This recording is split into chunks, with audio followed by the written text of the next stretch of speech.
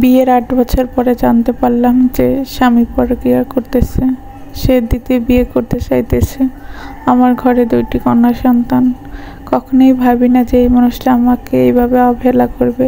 বিয়েটা আমাদের পারিবারিকভাবে হয়েছিল, কিন্তু সে আমাকে অনেক ভালোবাসতো, পাগলের মতন ভালোবাসতো। প্রত্যেক দিন আমার জন্য একটা গোলাপ নিয়ে আসতো। আমি কিছু মুখ থেকে বের করার সাথে সাথে ওই খাবারটা এনে হাজির করতো। ফ্যামিলির সবাই আমাকে অনেক ভালোবাসতো, সবাই আমার সাথে খুব ভালো আচরণ করতো, সবাই আমাকে মাথায় তুলে নাচতো। আমিও সবাইকে অনেক ভালোবাসতাম। সুখে শান্তিতে আমাদের সংসারটা চলতেছিল। হঠাৎ করে জানতে পারলাম একদিন আমার স্বামী পরকীয়া করতেছে। বিশ্বাস করেন, কখনোই ভাবিনি এই কাজটি করবে। তার ফোন আমি কখনোই চেক করিনি, চেক করার অভ্যাসই না।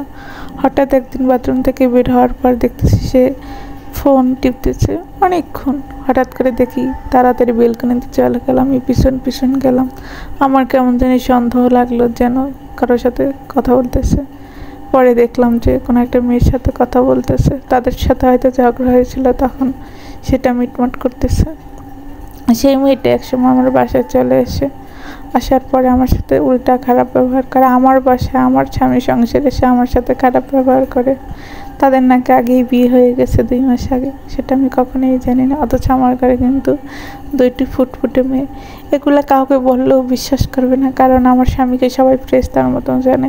তাকে আমি এতটাই ভালোবাসতাম, সেও আমাকে অনেকটা ভালোবাসতো। তার এত ভালো বর্ণনা সবাইকে দিছি, তার এখন হঠাৎ করে শুনলে কী ভাববে? আসলে জীবনটা এমন কেন? আমি তো তাকে এখনো পাগলের মতন ভালোবাসি।